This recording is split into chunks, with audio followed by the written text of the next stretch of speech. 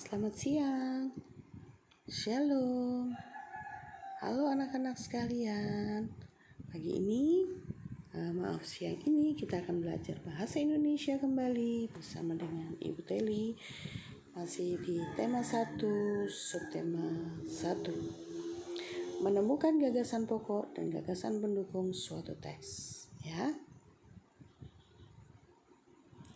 Gagasan pokok adalah topik yang dibahas pada suatu teks. Itu gagasan pokoknya.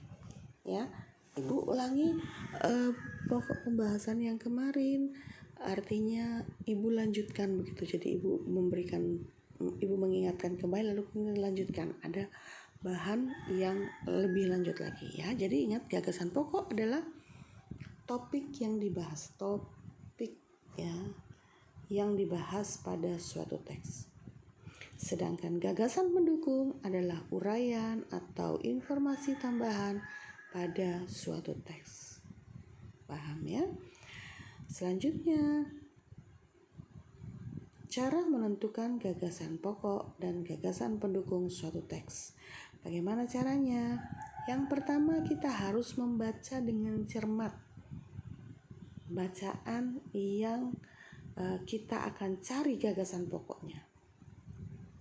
Membaca bisa dengan bersuara, bisa juga membaca dalam hati. Membaca dalam hati artinya bunyinya tidak kita baca, tapi dalam hati kita membaca. Ya, itu namanya membaca dalam hati. Pasti kalian tahu lah ya, membaca dalam hati seperti apa. Jadi ada membaca yang bersuara, ada membaca yang ada dalam hati. Lalu setelah itu cermati kalimat pertama hingga kalimat terakhir pada setiap paragraf, ya, seperti itu. Jadi kita harus pahami. Lalu temukan kalimat utama dan kalimat penjelas dalam suatu paragraf. Kalimat utama biasanya ada di awal kalimat, ya. Itu udah Ibu contohin waktu video yang sebelumnya. Lalu setelah kita lihat gagasan kalimat utamanya dan kalimat penjelasnya, kita akan menentukan gagasan pokok dan gagasan pendukungnya. Ya. Sekarang ini, bacalah teks berikut dengan cermat. Kita baca. Ini ada dalam buku kalian ya, tapi Ibu rangkum jadi begini. Batik merupakan kain tradisional Indonesia. Batik dihasilkan dengan cara dilukis atau dicetak, menggunakan malam atau lilin yang dipanaskan. Kain batik berasal dari Pulau Jawa. Seiring berkembangnya waktu, batik tidak hanya ada di Pulau Jawa, beberapa daerah di Pulau Jawa atau di luar Jawa juga menggunakan batik. Misalnya batik Bali. Jadi dikenal dengan batik Bali. Kalau di Bontang ini ada batik kita juga, itu namanya batik kuntul. Ya, itu adalah batik khas dari kota Bontang, seperti itu. Nah, sekarang lihat nih. Tentukan kalimat utamanya. Kalimat utamanya adalah batik merupakan kain tradisional Indonesia. Nih, jadi yang Ibu warnai merah ini adalah kalimat utamanya. Paham ya? Lalu kalimat-kalimat selanjutnya itu adalah kalimat pendukungnya. Kalian sudah belajar kemarin kalimat ini ada berapa?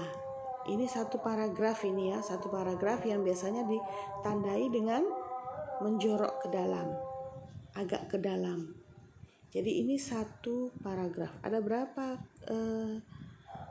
kalimatnya? Perhatikan. Setiap itu ada titik ya. Ini ada titik 1, berarti 2. Ini 1, ini 2. Lalu kemudian di sini Pulau Jawa 3. Seiring berkembangnya waktu, batik tidak hanya dikenal di Pulau Jawa. Beberapa daerah di luar Pulau Jawa juga menggunakan, ya kan? Seperti itu, kalian tinggal lihat ya, tinggal perhatikan tanda-tanda titiknya. Selanjutnya, setelah kalimat utama, kita akan belajar kalimat pendukungnya atau kalimat penjelasnya. Nah, ya. Jadi yang pertama adalah batik dihasilkan dengan cara dilukis, dicetak menggunakan malam. Apa itu malam? Lilin yang dipanaskan. Kain batik berasal dari Pulau Jawa. 2. Seiring berkembangnya waktu, batik juga tidak hanya ada di Pulau Jawa. 3. Beberapa daerah termasuk Bali. 4. Berarti kalimat penjelasnya ada 4 atau kalimat pendukungnya. Sekarang kita tentukan gagasan pokoknya. Gagasan pokoknya berasal dari kalimat utama tadi. Gagasan pokok batik merupakan kain tradisional Indonesia. Nah, ini gagasan pokoknya. Terus gagasan pendukungnya. Nah, lihat. Yang pertama adalah cara membuat kain batik. Ada di situ kan? Batik dibuat dengan melalui malam yang dipanaskan, ya kan? Coba kita baca lagi nih ya kalimatnya. Nih, batik merupakan kain tradisional Indonesia. Batik dihasilkan dengan cara dilukis atau dicetak menggunakan malam. Berarti itu adalah cara apa, Nana?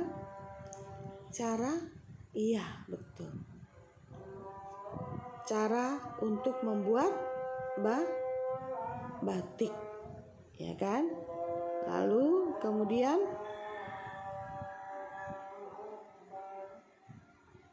yang kedua adalah tempat asalnya.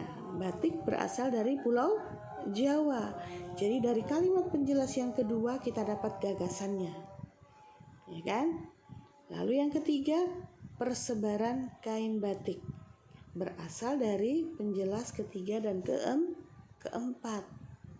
Ya kan, seiring berjalannya waktu, batik tidak hanya ada di Pulau Jawa, tapi ada di luar Jawa juga. Lalu kemudian daerah di luar Pulau Jawa itu contohnya adalah batik Bali. Nah, berarti itu adalah gagasan pendukungnya, yaitu persebaran kain batik. Ya. Lalu sekarang menyajikan gagasan pokok dan gagasan pendukung dalam bentuk peta pikiran.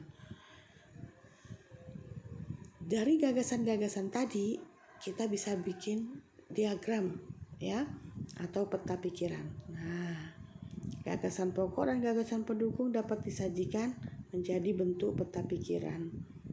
Peta pikiran merupakan cara menuangkan informasi yang diperoleh ke dalam bentuk diagram. Nih contohnya. Ingat kembali gagasan pokoknya apa tadi? Ya kan? Lalu kemudian kan batik berasal dari Indonesia itu. Gagasan pendukungnya ada 3 tadi, dari kalimat pertama, kalimat penjelas kedua, dan kalimat penjelas ketiga, keempat. Nah, jadinya adalah seperti ini. Gagasan pokoknya adalah batik merupakan kain tradisional Indonesia. Terus gagasan pendukung yang pertama, cara membuat kain batik. Gagasan pendukung yang kedua adalah tempat asal kain batik. Gagasan pendukung yang ketiga, persebaran kain batik. Ya, itulah cara membuat diagram atau peta pikiran sebuah paragraf, ya. Jadi kalian bisa melihat, sudah bisa membuat ya anak-anak ya. Kita kembali ingat apa itu gagasan pokok. Gagasan pokok itu adalah topik dari sebuah teks bacaan. Gagasan pendukung adalah yang uraian dari gagasan pokok tadi. Cara untuk menentukan gagasan pokok dan gagasan penjelas, gagasan pendukung adalah kita harus membaca dengan cermat dalam hati atau membaca dengan bersuara. Lalu cermati setiap kalimat-kalimatnya. Setelah itu tentukan kalimat utamanya, lalu kalimat penjelasnya. Nah, dari kalimat utama dan kalimat penjelasnya kita dapat memperoleh gagasan pokok dan gagasan pendukungnya. Nah, setelah kita tahu gagasan-gagasan itu, tuangkan atau tuliskan dalam bentuk apa anak-anak? Dalam bentuk diagram atau peta pikiran seperti gambar berikut ini. Tapi kita harus melewati rangkaiannya. Jadi nanti ada tugas, kalian harus dari sebuah kalimat, kalian tentukan kalimat utamanya, lalu kalimat penjelasnya, kalian tulis satu-satu begitu. Lalu setelah itu tulis gagasan topik dari pembicaraan itu. Gagasan pokoknya, lalu kemudian gagasan pendukungnya ya. Seperti itu anak-anak. Dan tugas kalian adalah kerjakan di halaman 21 nomor 1 dan 2. Dan ingat apa? Karena ini bahasa Indonesia, maka tulisan harus rapi. Ya. Seperti itu anak-anak sekalian. Selamat siang. Semoga pembelajaran ini dapat berguna buat kalian dan jangan lupa kalian like, komen, dan subscribe video Ibu. Dan absen kita adalah dengan cara apa anak-anak? Caranya adalah kalian mengetik kata hadir di YouTube Ibu ya. Jadi kalian tulis hadir, kan ada namanya itu nanti nama kalian ya kan, hadir Bu, hadir Bu, hadir. Saya tahu bahwa si A hadir, si B hadir, si C hadir ya. Nanti Ibu absen ya dengan cara itu. Jangan lupa like, komen, dan subscribe. Tuhan Yesus memberkati dan shalom.